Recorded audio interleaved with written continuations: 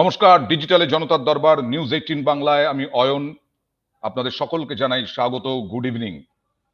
আজকে আরজিকর নিয়ে সিবিআই এর স্ট্যাটাস রিপোর্ট দেওয়ার কথা ছিল। আজকে আরজিকর নিয়ে সুপ্রিম কোর্টের শুনানির কথা ছিল এবং শুনানির আগে এই রকমই পোস্টার পড়েছিল গতকাল, শুনানির আগে রাত দখল। অনেকেই মনে করেছিলেন যে সুপ্রিম কোর্ট আজকেই বোধহয় দোষী সাব্যস্ত করে দেবে, সুপ্রিম কোর্ট আজকেই বোধহয় ওই নিহত তরুণী চিকিৎসকের তদন্ত শেষ করে দেবে এবং ফাঁসির সাজা সাজিয়ে দেবে, ফাঁসির সাজা দেবে। কিন্তু সেরকমটা হওয়ার কথা ছিল না।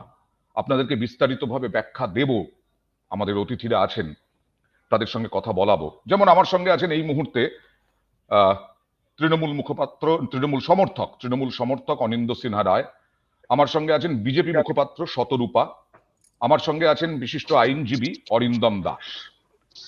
আমি আসবো, তবে আজকে কি হলো, ডাল মে কুছ কালা হ্যায়, এই প্রশ্নগুলো উঠছে কারণ প্রথম ফরেনসিক নিয়ে সিবিআই জানালো সুপ্রিম কোর্টে যে ফরেনসিকে তারা সন্তুষ্ট নয়। কোর্টরুম গ্রাফিক্সের মাধ্যমে দেখাবো। আজকে প্রধান বিচারপতি ওয়াই চন্দ্রচূড়, পারদিওয়ালা এবং আরেকজন মনোজ মিশ্রা বিচারপতি তারা ছিলেন। প্রধান বিচারপতি ডিভিশন বেঞ্চের কাছে সিবিআই বলল যে ফরেনসিক ঠিকঠাক হয়নি, ফরেনসিক রিপোর্ট নিয়ে তারা অসন্তুষ্ট, ফরেনসিক রিপোর্ট তারা রাজ্যে নয় বাইরে থেকে করাতে চান। আজকে এই বিষয়টি উঠে এলো কোর্টরুম গ্রাফিক্সের মাধ্যমে, আপনাদের দেখাবো। ফরেনসিক রিপোর্ট বলছে দেহ অর্ধনগ্ন অবস্থায় ছিল ক্ষত। এই সব নমুনা এইমস বা অন্য কোনো ল্যাবরেটরিতে পাঠানো হবে এবং তার সঙ্গে সঙ্গে ওই সব নমুনা এইমস এর ল্যাবরেটরিতে পাঠানো হবে। সকাল 9:30 দেখতে পাওয়া যায় দেহ। এই হচ্ছে ফরেনসিক নিয়ে প্রশ্ন। এর পরের প্রশ্ন পোস্টমর্টেম নিয়ে। দেখুন, ডাল মে কুছ কালা হ্যায় কিনা, পোস্টমর্টেম রিপোর্ট নিয়েও সিবিআই প্রশ্ন তুলেছে আজকে। স্ট্যাটাস রিপোর্ট মুখবন্ধ খামে, কিন্তু স্ট্যাটাস রিপোর্ট তো পরিষ্কার করে একেবারে সবার সামনে আসবে না। কিন্তু এই স্ট্যাটাস রিপোর্টে মোটামুটি ভাবে সিবিআই সওয়াল জবাবে আজকে উঠে এসে সন্ধে 6টার পরে, দীর্ঘক্ষণ পরে কেন পোস্টমর্টেম, এই প্রশ্নটা উঠেছিল। এবার নতুন প্রশ্ন, সন্ধে 6টার পরে কেন ময়না তদন্ত? কারণ ধর্ষণ খুনে সাধারণত অরিন্দম আছে ভালো বলতে পারবে যে সন্ধে 6টার পরে পোস্টমর্টেম হয় না, বিশেষ কোনো কারণ থাকলে পরে। শুধু দেহ বের করার জন্যই কি নিয়ম ভঙ্গ? এই যে বারবার প্রশ্ন উঠছে নিহত তরুণী চিকিৎসকের দেহ পার করে দেওয়া, তাড়াতাড়ি করে সৎকার করে দেওয়া, এই সবের জন্যই কি এই ময়না তদন্ত ভারতে এই প্রথম সন্ধে 6টার পর? আরো আছে, ডালমে কুচ কালা হ্যায় আরো আসবে, আমি আসবো। তবে অরিন্দমের কাছে প্রথমেই এইটা একটু মানুষের কাছে, আমাদের দর্শকদের কাছে পরিষ্কার করে দিতে চাই। সুপ্রিম কোর্টের শুনানি দেখব, তারপরে আবার রাত দখল হবেন। আমি বলছি রাত দখল হোক, আন্দোলন হোক, কিন্তু সুপ্রিম কোর্ট কখনো দ্বিতীয় দিনেই বলে দিতে পারে দোষী সাব্যস্ত বা ফাঁসির সাজা? আমি না, বিষয়টা যেটা মানুষকে বুঝতে হবে, সুপ্রিম কোর্টের যে ক্ষমতা বা জুরিসডিকশন, সেটাই তদন্তটা কিভাবে চলছে গতি প্রকৃতি সেটা মনিটরিং করা উচিত। এই যে বিষয়টা কিন্তু পুরো একটা ট্রায়াল প্রসিডিওর আছে। আজকে আমরা জানি যে 60 থেকে 90 ডেজ এর মধ্যে চার্জশিট ফাইল করতে হয়। যদি সেশনের ট্রায়াল হয় তাহলে 90 দিনের মধ্যে চার্জশিট ফাইল হবে। সেই চার্জশিটে কাদের বিরুদ্ধে চার্জ ফ্রেম করা হয়েছে, অ্যাবসকন্ডিংও থাকতে পারে লোকজন, সেই পুরোপুরি চার্জশিট দেওয়া হবে, চার্জ ফ্রেম হবে, চার্জ ফ্রেম হওয়ার পর তার ট্রায়াল হবে। ট্রায়ালে এখন আমাদের যে electronic evidence, normal evidence, direct evidence সবকিছু দেওয়ার পর কিন্তু জিনিসটা এগোবে এবং তারপর ফয়সলার জায়গা আসবে আর্গুমেন্টের পর। তো এটা কোনোভাবেই ভাবার কারণ নেই বা মানুষজন এটা যেন ভুল ধারণা না রাখে যে আমরা আজকে রাত দখল করছি, কালকে সুপ্রিম কোর্টে যাবো, সুপ্রিম কোর্ট বলে দেবে কে দোষী বা নির্দোষ। এটা সুপ্রিম কোর্টের প্রসিডিওর না। সুপ্রিম কোর্ট প্রাইমা ফেসি কি করছে, তদন্ত সিবিআই কে দেয়া হয়েছে, সিবিআই ঠিকঠাক তদন্ত করছে কিনা, বা আমরা দেখেছি যে রাজ্য এবং সিবিআই এর মধ্যে একটা কোঅর্ডিনেশনের অভাব আছে।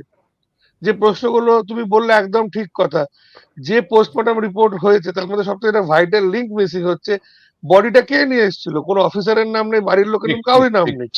এটা আনআইডেন্টিফাইড লোক আনতে পারে না, এটা একদম।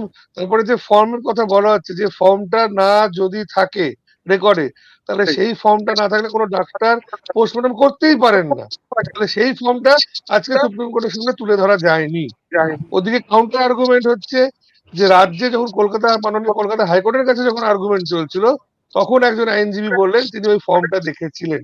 তাহলে কেন সেটা সিবিআই কে দেওয়া হলো না? এই যে মিসিং লিঙ্ক বা এইগুলোই কিন্তু হচ্ছে যেটা আমার মাননীয় সুপ্রিম কোর্ট চেষ্টা করছে একটা তদন্তকে ঠিক গতিতে যেন রাখা যায় ঠিক। এবং রাজ্য এবং আমাদের কেন্দ্রের মধ্যে যে কোঅর্ডিনেশনের অভাব বা এই যে মিসঅ্যাপ্রোপ্রিয়েশন হচ্ছে এ বলছে এটা ও বলছে ওটা, এই ধোঁয়াশাটা কাটিয়ে তদন্ত যেন ঠিক গতিতে, এটুকুই কিন্তু সুপ্রিম কোর্টের কাজ।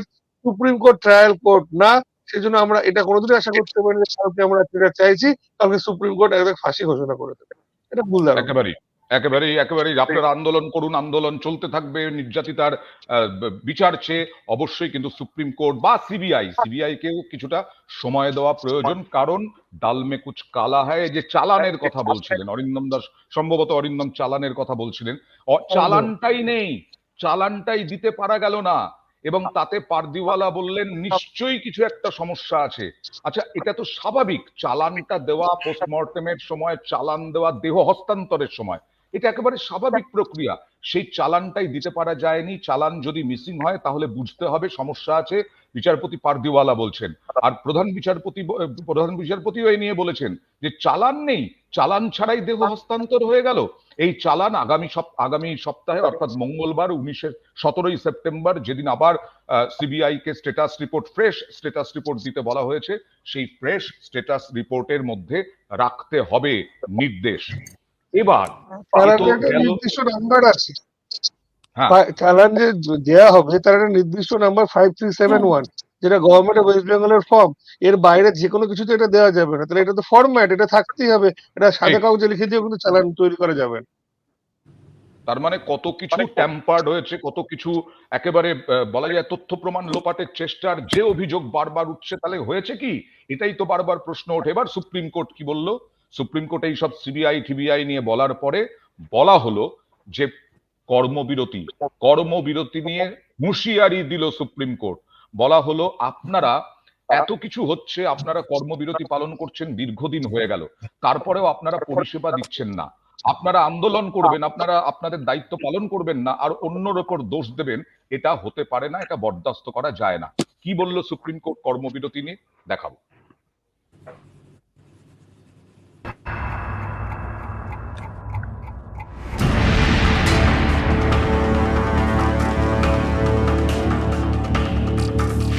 জুনিয়র ডাক্তারদের এখনই কাজে ফিরতে হবে।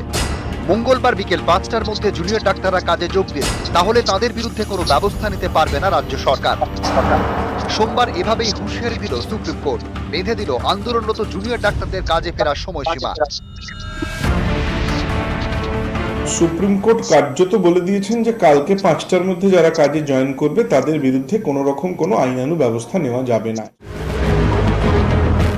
9 আগস্ট আরজি করের মহিলা চিকিৎসকের দেহ উদ্ধার হয়, তারপর থেকেই টানা কর্মবিরতিতে জুনিয়র ডাক্তাররা।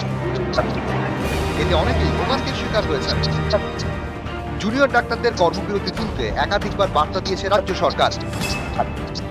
22 আগস্ট কড়া বার্তা দেয় সুপ্রিম কোর্টও, তারপরেও জুনিয়র ডাক্তাররা কর্মবিরতিতে অনড়, ফলে রোগী ভোগান্তিও চলছে।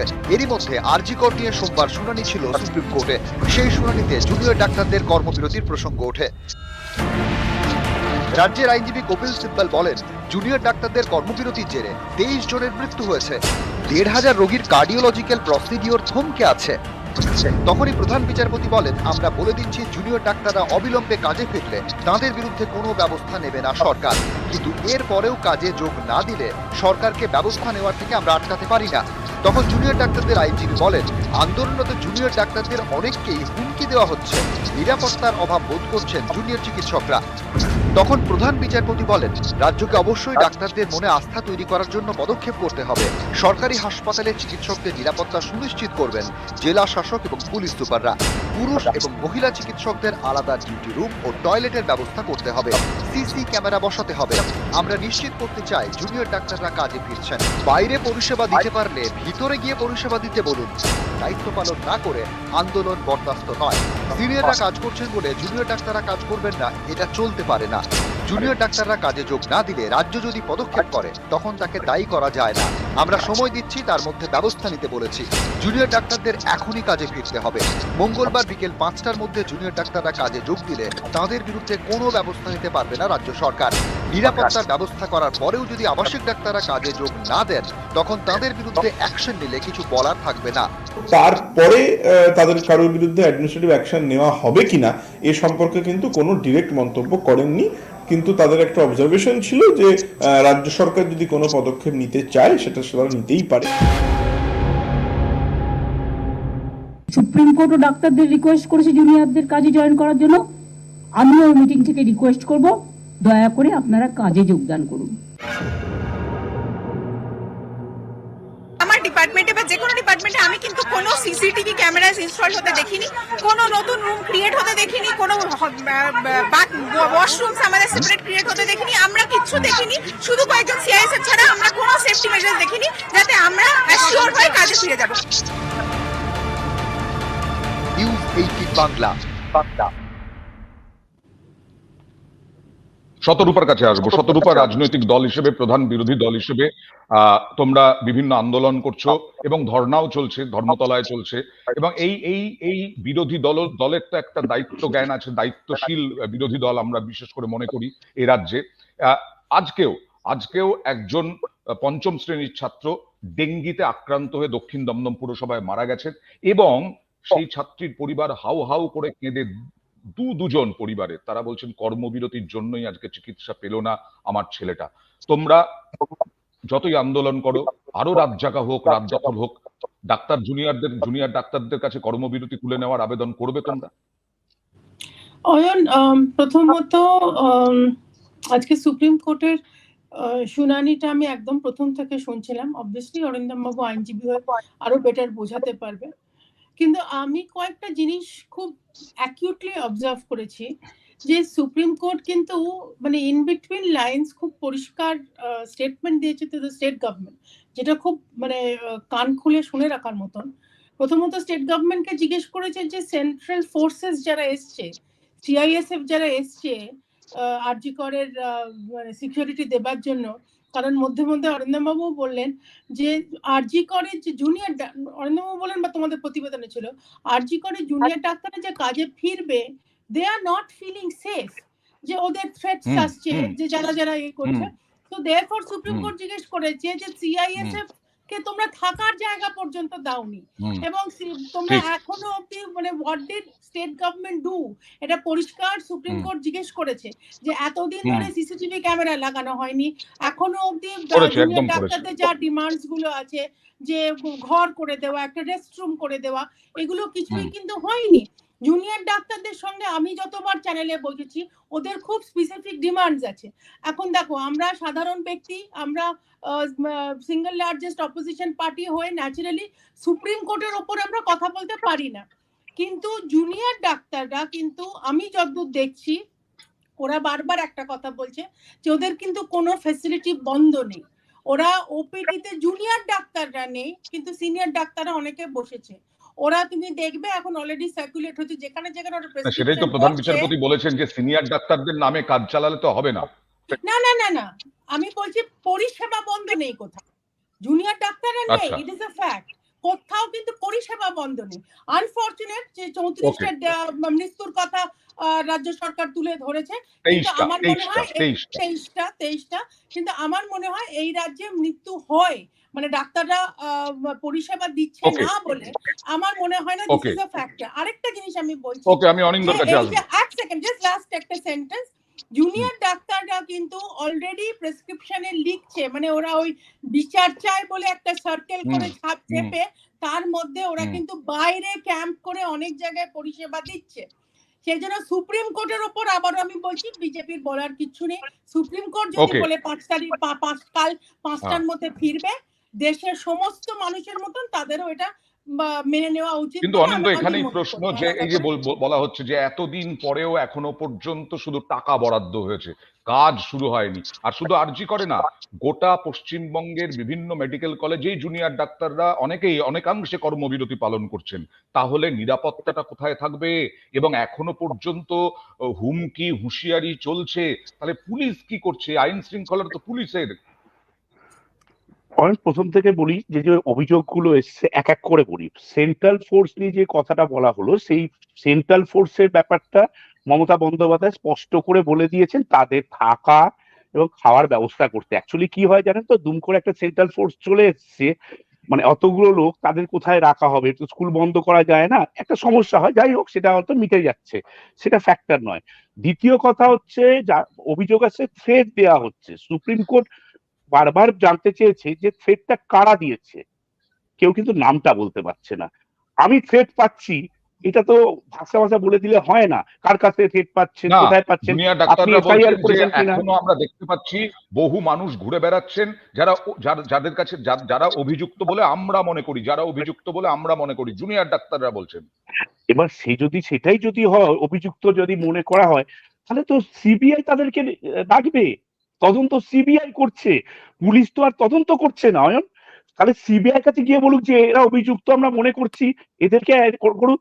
আর কোনো একটা লোক আমার মনে হচ্ছে ও অভিযুক্ত বলে পুলিশ তো তাকে অ্যারেস্ট করে দিতে পারে না, যতক্ষণ মানে সেই লোকটাকে আমরা একদম রাস্তা দিয়ে ঘুরছে বলে অ্যারেস্ট করে নেওয়া যায় না। তো একটা অভিযোগের ভিত্তি আচ্ছা, থাকবে তো, তাহলে এটা এমভাবে তো হয় না। দুই তিন কথা হচ্ছে যে মমতা বন্দ্যোপাধ্যায় দত্তহীন ভাষায় বলেছেন যে সিসিটিভি লাগানোর কথা, মহিলাদের রেস্টরুমের কথা, বাথরুমের কথা।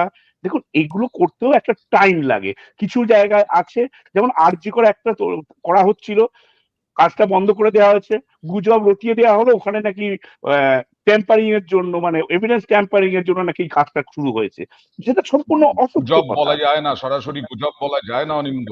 আজকে সুপ্রিম কোর্ট এটাও বলেছে যে সেটাও ট্যাম্পারিং সিবিআই হয়েছে। এর নজরে আছে, না সেটাও না না না, সিবিআই এর ঠিক স্ক্যানারে নিশ্চয়ই আছে। কিছু সিবিআই, যদি না কিন্তু হয় তাহলে এটাও সিবিআই এর স্ক্যানারে থাকতো না। আমি আপনাকে বলি, এটাও কিন্তু সুপ্রিম কোর্ট বলেছে যে এভিডেন্স ট্যাম্পারিং হয়েছে, এত সহজভাবে বলে দেওয়া যায় না। আজকে সুপ্রিম কোর্ট হ্যাঁ বলেছে হ্যাঁ এটা। হ্যাঁ, একদম, আপনি আচ্ছা, দেখবেন, আমি পুরোটাই শতরূপা কিছু সকাল থেকে বলতে শুনে চাই, আসছি। আমি আসি শতরূপার কাছে।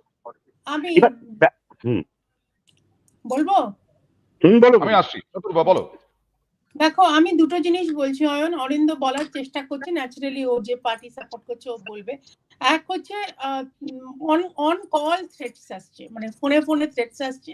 এটা যদিও এখন মুখ্যমন্ত্রীর ফেভারিট ওয়ার্ড হচ্ছে এআই, সবটা এআই বলে আমি উড়িয়ে দিতে পারছি না, কারণ অনেক এই যে ভয়েস কল যেগুলো তোমরাও সার্কুলেট করেছো, অনেকগুলো কিন্তু আছে, আন্দোলন বন্ধ করো, এই করো, সেই করো, অনেক অনেক ভয়েস কলস আসছে। এছাড়া ওরা কিন্তু বলছে বারবার জুনিয়র ডাক্তাররা যে অনেক আনআইডেন্টিফাইড ব্যক্তিরা, মানে সোকল আমি সিভিক বলে সেটাই বললাম। যেটা ঘুরে। হ্যাঁ, তুমি যেটা বললে। আরেকটা জিনিস হচ্ছে, অরিন্দ যেটা বলে, তুমি অবভিয়াসলি সেটাকে কাউন্টার করেছো, যে ফরেন্সিক এভিডেন্স লোপাট করে দেওয়া, এটা কিন্তু কোনো গুজব নয়। ওই দিন 7,000 লোক ভেতরে ঢুকে যাওয়া, এবং অন ক্যামেরা আমরা শুনতে পাচ্ছি যে সেমিনার রুমের দিকে চল, সেমিনার রুমের দিকে চল, 3 তলা বলে 3rd ফ্লোর গুলিয়ে ফেললো। কিন্তু সবচেয়ে বড় কথা হচ্ছে, আজকে সুপ্রিম কোর্টে কিন্তু লয়াররা উঠে দাঁড়িয়ে বলেছে যে ওয়াশ বেসিন 3টে না 2টো ভাঙা হয়েছে, বাথরুম যেখানে ব্লাড স্টেন্স থাকলে হতো সেইগুলো উড়িয়ে দেওয়া হয়েছে। সেই জন্য যে মেডিকেল টেস্ট করে ওই যে ব্লাড স্টেন্স গুলো চকচক করে দেখা যায়, সেই টেস্টটা করতেই পারছে না সিবিআই, কারণ রিমেন্স ওকে, টুকু সরিয়ে দিয়েছে। তো সেই ঠিক। জন্য একেবারে যে উড়িয়ে দেওয়া কথাটা, যে কোথাও প্রমাণ লোপাট হয়নি, যেটা কপিল সিবাল অনিন্দ বারবার 20 সেকেন্ডে বলছে। শেষ করো, কারণ আমি একটু অরিন্দমের কাছে যেতে চাই। হ্যাঁ, আমি বলছি যে শতরূপা যে কথাটা বলছে সম্পূর্ণ মিথ্যে। সুপ্রিম কোর্ট একবারও বলেনি শতরূপাদি যে বলছে এভিডেন্স না, ট্যাম্পার। সুপ্রিম কোর্ট আমি বলছে। বলছি সুপ্রিম কোর্ট, আমি শুনেছি, একবারও বলেনি সুপ্রিম যে কোর্টে ট্যাম্পারিং এর সিবিআই কথা বলেছে। হয়েছে। হ্যাঁ, ওই সিবিআই বলেছে, এবং সিবিআই কে বলেছে আপনি স্টেটাস রিপোর্ট জমা দিন, এরকম ভাবে দুম হুম, করে বলে দিতে তো হয় না, স্টেটাস রিপোর্টটা হুম, চেয়েছে। এক, হুম। জুনিয়র ডাক্তাররা, মানে অভিযোগ আসছে জুনিয়র ডাক্তাররা এখানে কর্মবিরতি করে প্রাইভেট প্র্যাকটিস করছে, সেখানে কিন্তু বন্ধ রাখেনি। হ্যাঁ, একদম, আমি আপনাকে দায়িত্ব নিয়ে বলছি। আজকে মমতা বন্দ্যোপাধ্যায়, আমাদের মাননীয় মুখ্যমন্ত্রী, এই কথা বলেছেন যে নাম, তাদের কাছে নামও এসছে যে কারা কারা প্র্যাকটিস করছে। ব্যাপারটা কি জানেন তো, গরিব মানুষের জন্য এতগুলো মানুষ মারা যাচ্ছে, সিনিয়র ডাক্তাররা পেরে উঠছেন না, এত পেশেন্ট থাকে আমাদের ওকে, এখানে অনেক ওকে, লোক আছে। ওকে, তো সেই ওকে। কারণে আমি বলছি অরিন্দমের কাছে জানতে চাইবো যে প্রধান বিচারপতি যখন হুঁশিয়ারি দেন, প্রধান বিচারপতি যখন নির্দেশ দেন, আজকে এখনো পর্যন্ত আমার যা খবর আছে জিবি মিটিং চলছে আরজি করে, তারা কি সিদ্ধান্ত নেবেন সেই দিকে তাকিয়ে আছেন রাজ্যের মানুষও। প্রধান বিচারপতির নির্দেশ অমান্য করতে পারে নিরাপত্তার কারণ দেখিয়ে এই জুনিয়র ডাক্তাররা? পরিষ্কার উত্তর অরিন্দম। প্রথম কথা হচ্ছে সুপ্রিম কোর্টে যেটা চলছে সেটা কোনো অ্যাডভার্সিয়াল লিটিগেশন না, কোনো অ্যাডভার্স লিটিগেশন চলছে না কিন্তু। ঠিক আছে, মূল যে মামলাটা চলছে সেটা হচ্ছে এই যে আমাদের সুমোটো কেস, সেটা হচ্ছে রেপ মার্ডারের কেসের যে গন্ডিতা। সুপ্রিম কোর্ট একদম। ডাক্তারদের জয়েন করতে বলেছে, কিন্তু তারা জয়েন না করলে আমার মনে হয় কন্টেম্পট অফ কোর্টে কোনো প্রসিডিং স্টার্ট হতে পারে, যেটা সুপ্রিম কোর্ট আচ্ছা। ক্ল্যারিফাই করে দিয়েছে যে যদি আজকে জুনিয়র ডাক্তাররা জয়েন না করে এই ডেডলাইনের মধ্যে, তাহলে রাজ্য কিন্তু অ্যাকশন নিতে পারে। কিন্তু এটাও আমাদেরকে বুঝতে হবে রাজ্যের অ্যাকশনটাও কিন্তু সুমোটো বা ইচ্ছে হলেই হতে পারে না। সার্ভিস রুলস আছে, রেগুলেশনস আছে, সবকিছু ফলো করে করতে হবে। আর একটা যেটা আমাদের অরিন্দবাবু যেটা বলে একটা ক্ল্যারিফিকেশন করে দিই, সুপ্রিম কোর্টের কাছে দুটো বিষয়ে তদন্ত চলছে সিবিআই এর কাছে, যেটা সুপ্রিম কোর্টের মনিটরিং এ। কি বিষয়? একটা হচ্ছে নির্যাতিতা রেপ এন্ড মার্ডার, এবং সেকেন্ড হচ্ছে the conspiracy of the financial offences. সেখানে আজকে কোনো ডাক্তার যদি থ্রেট পায় সেটাও সিবিআই ঘাড়ে ঠেলে দেওয়া যাবে না, সেটা এখনো ঠিক। রাজ্যের সাবজেক্ট, রাজ্যই ঠিক। তাকে ইনভেস্টিগেশন করতে হবে। কেন হাজার হাজার জুনিয়র ডাক্তার আছে, তারা কিন্তু সুপ্রিম কোর্টের এই যে ইনভেস্টিগেশন বা CBI investigation monitored by supreme court, তার মধ্যে কিন্তু তারা পড়ে না। এটা কিন্তু ক্ল্যারিফাই করতে হবে, কেন বারবার আমরা সবকিছু যখন ওই সিবিআই সুপ্রিম কোর্টের উপর ঠেলে দিলে কিন্তু দাঁড়াবে না। একেবারেই তাই। জুনিয়র ডাক্তার যে ডিমান্ড গুলো ইনভেস্টিগেশন, সেটা কিন্তু এখনো রাজ্যের হাতেই আছে। একেবারে অনিন্দ, বিরূপাক্ষ অভিজ্ঞদের এরা কিন্তু সিবিআই এর মধ্যে পড়ছে না। এই বিরূপাক্ষ অভিজ্ঞদেরকে সাসপেন্ড এটাই। করার পরে আরো জুনিয়র ডাক্তারদের দিকে থ্রেট আসছে, এটা কে দেখবে? না না, নিশ্চয়ই। দেখুন, জুনিয়র ডাক্তার দিকে থ্রেট আসলে তারা স্টেট কেস, এটা পুলিশের কাছে যেতে হবে, এফআইআর করতে হবে, সেইগুলো কিন্তু এখন অব্দি কোন করা পুলিশের হয়নি। কাছে যাবে? আজকে আচ্ছা, পশ্চিমবঙ্গের পুলিশের কাছে যাবে না, উত্তরপ্রদেশের পুলিশের কাছে যায় বলছেন? ঘুরে আসুন এখন উত্তরপ্রদেশ। যাই হোক, তো পুলিশের কাছে যাবে, এফআইআরটা হবে, সেইটা তো প্রসিডিউরটা মেনটেন করতে হবে। এবং আজকে সুপ্রিম কোর্ট জানতে চেয়েছে যে থ্রেটটা কে দিচ্ছে, সেখানে কিন্তু ওরা সদুত্তর দিতে পারেনি। সেটাই আমি আচ্ছা। বলছি, তাহলে সুপ্রিম কোর্টের কথাটা উঠতো না, বলার দরকার ছিল না। তার মানে থ্রেট পাচ্ছে ওনারা, সুপ্রিম কোর্টে বলেছেন, সেই জন্য আমি কথাটা বলেছি। তার এখানেও তো এফআইআরটা করতে হবে, সেটাও তো করা হচ্ছে না। আসলে ব্যাপারটা কি জানেন তো, জুনিয়র ওনারা আন্দোলন করছেন, করুন, কিন্তু কর্মবিরতি বন্ধ করে আন্দোলন তো হতে পারে না। যে কথা মমতা বন্দ্যোপাধ্যায় আমরা বারবার বলেছি, সেটাই সুপ্রিম কোর্ট আজকে বলছে। তো আর এটা তো মমতা এটা করা বন্দ্যোপাধ্যায় আজকে যায় না। আরো বলেছেন শতরূপা চক্রান্ত হচ্ছে, উস্কানি দেওয়া হচ্ছে। সে তো প্রথম দিন থেকে বলছে অয়ন, আজকে তো বলেছে এবার অনেক হয়েছে, উৎসবে ফিরুন। এখন কি কার উৎসবের, হ্যাঁ আমাদের বাড়িতে পুজো হয়, পুজোটা আলাদা ব্যাপার, কিন্তু এখন কি কার উৎসবের মুড আছে? মুখ্যমন্ত্রী আবার ইনসেনসিটিভ স্টেটমেন্ট করলো। আর আমি কেন পুলিশের কথা জিজ্ঞেস করলাম, যে পুলিশকে 22 ঘন্টা ধরে রাস্তায় বসে জুনিয়র ডাক্তাররা শিরদাঁড়া প্রেজেন্ট করতে গেল, এবং একেবারে বিনীত গোয়েলের হাতে, বিনীত গোয়েলের রেজিগনেশন লেটার চাইতে গেল, তারই হাতে তুলে দিল। সেই পুলিশের ওপর জুনিয়র ডাক্তার কি করে আজকে মমতা বন্দ্যোপাধ্যায় বলেছেন 7 দিন আগেই বিনীত গোয়েল পদত্যাগ করতে চেয়েছিলেন, কিন্তু সামনে পুজো, আইন শৃঙ্খলা রক্ষায় কি পরিস্থিতি হবে তার জন্য আমি বারণ করেছি। আজকে মমতা বন্দ্যোপাধ্যায় আরো কি চ্যালেঞ্জ ছুড়লেন, না না, আজকে দেখুন। হ্যাঁ অনিন্দ, আমি একটা বলি, আজকে এটাও দেখতে হবে, ছাত্ররা ইটের ঘায়ে পুলিশের চোখ চলে গেল পার্মানেন্টলি, এবং কতগুলো ইনজোর্ড হলো, সেটা আপনি কেউ কোনো কথা বলবেন না। ওরাও তো মানুষ, ওরাও তো আমাদের পরিবারের কেউ একজন। ওদেরকে মানে ইট ছুঁড়ে মারবো, পাথর ছুঁড়ে মারবো পুলিশকে, এটা তো হতে পারে না। পুলিশ কে মেরেছে তাহলে? বিজয়ী মারলো নাকি ওটা? না না, আমি সেটা বলছি না। পুলিশের আপনি জেনেন কে মেরেছে? আমি তো দেখলাম ওই ছাত্রদের আন্দোলন থেকে ইটটা মেরেছে, পাথরটা মারা হয়েছে। আন্দোলনকারীদের মধ্যে থেকেই মারা হয়েছে, এটা পরিষ্কার। আন্দোলনকারী দুষ্কৃতী কে মেরেছে আমি জানি না, এটা আমি একেবারেই সাপোর্ট করি না।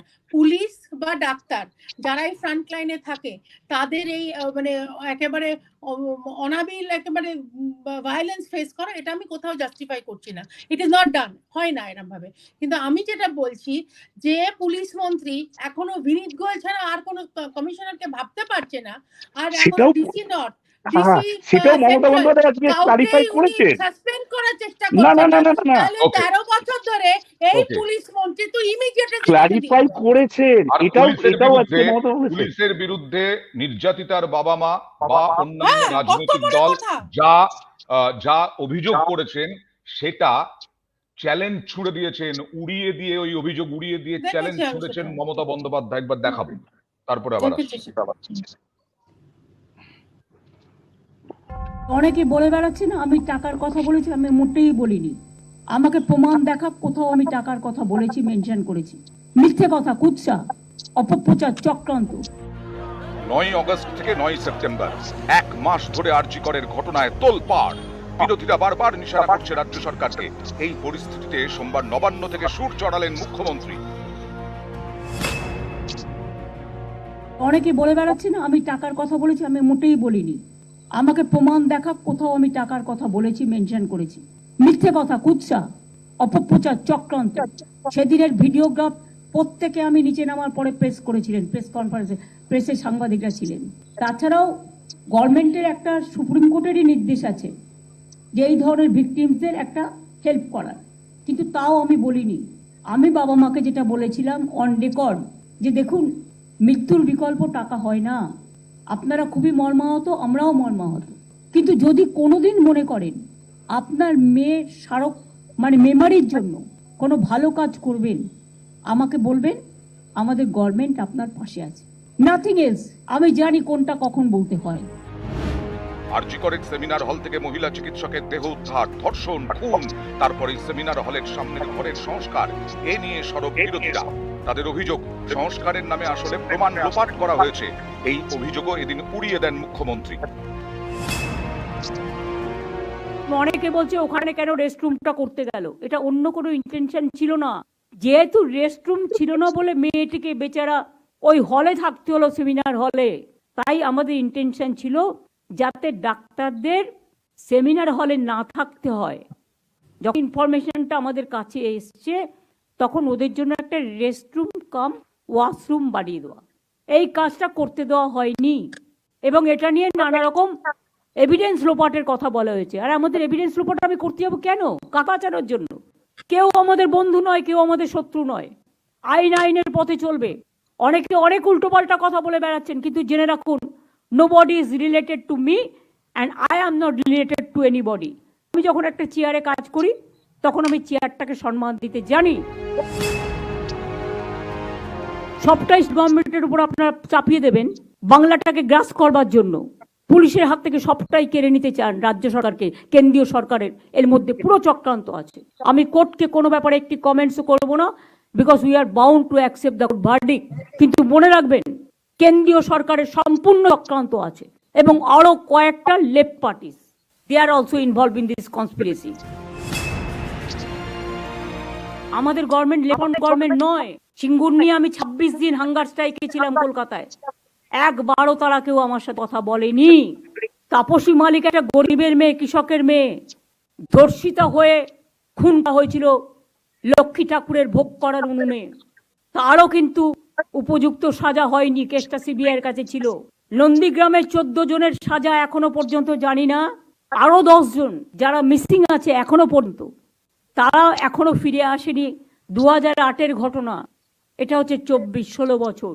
তাদের সবাইকে লোকাল মানুষের কথায় টেনে নিয়ে গিয়ে হলদি নদীর জলে ভাসিয়ে দেওয়া হয়েছে। তাদের বডিও কিন্তু আজও উদ্ধার হয়নি। যারা আজকে বড় বড় কথা বলছেন তাদের আমলে স্বাস্থ্য ডিপার্টমেন্টে ঘুঘুর বাসা ঢুকিয়ে রেখে গিয়েছিলেন আপনারা। সেই ঘুঘুর বাসাটা আমরা ভাঙতে পারিনি, তার কারণ আপনাদের লেফট ফ্রন্টের লোক বসে আছে, লেফটিস্ট। তাই আজ পর্যন্ত কারো চাকরিতে হাত দিইনি। আগে তো মেডিকেল কোটায় চাকরি দেওয়া হতো, আমরা সেটা উঠিয়ে দিয়েছিলাম।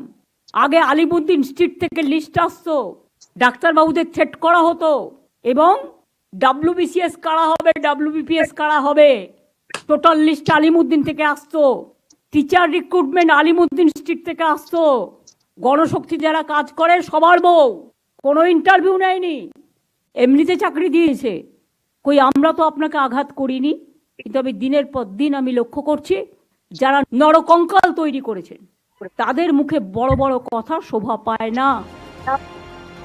সরকার বিরোধী আন্দোলনের জেরে কয়েক মাস আগে উত্তাল হয়ে ওঠে বাংলাদেশ। শেষমেশ 5ই আগস্ট প্রধানমন্ত্রীর পদ এবং দেশ ছাড়তে হয় শেখ হাসিনাকে। এর কয়েকদিন পরেই 9ই আগস্ট আরজি করে মহিলা চিকিৎসকের ধর্ষণ, খুন, এ নিয়েও জোরদার আন্দোলন শুরু হয়। ওপার বাংলার মতো এপার বাংলাতেও একই পথে সরকার ফেলার হুঁশিয়ারি দেন একাধিক বিজেপি নেতা। এ নিয়েও এদিন জবাব দেন মমতা বন্দ্যোপাধ্যায়। বাংলাদেশের পরে আপনারা এই সুযোগটা নিচ্ছেন তো? বাংলাদেশ আলাদা রাষ্ট্র, এখানে বাংলাদেশ হবে না, কারণ বাংলাদেশেই বাংলাদেশ। বাংলাদেশটা আসল একটা অন্য রাষ্ট্র, তাদের আমরা সম্মান করি, ভালোবাসি। নিউজ 18 বাংলা। আমি একটু শতরূপার কাছে আসি। একটা বিরাট চক্রান্ত বলা হচ্ছে যে কেন্দ্রীয় সরকারের চক্রান্ত, বাম জমানার চক্রান্ত, এবং বাংলাদেশ করতে চাইছো তোমরা এই ইস্যুটাকে নিয়ে। হ্যাঁ, বলেওছেন শুভেন্দু অধিকারী। অয়ন, প্রথমত আমি বলি, মুখ্যমন্ত্রী অ্যাজ ইউজুয়াল কম্পালসিভ লায়ার। উনি মানে লিডার অফ অপোজিশন বলে যে ওনার মিথ্যা লগ্নে জন্ম, এটা আমি বলছি না, লিডার অফ অপোজিশন বলে। উনি আবারও মিথ্যা কথা বললেন। উনি কিন্তু যেদিন, তোমার মনে থাকবে, কন্যাশ্রীর কোনো একটা প্রোগ্রাম চলছিল, উনি সেদিন স্টেজে দাঁড়িয়ে বলেছিলেন যে উনি মেয়েটির বাবা মাকে টাকা দিয়েছিলেন, মানে অনেকে অনেক আপিল করছে, তার অনেক আগে উনি টাকা দিয়েছিলেন। এখন উনি আবার উল্টো কথা বলছেন।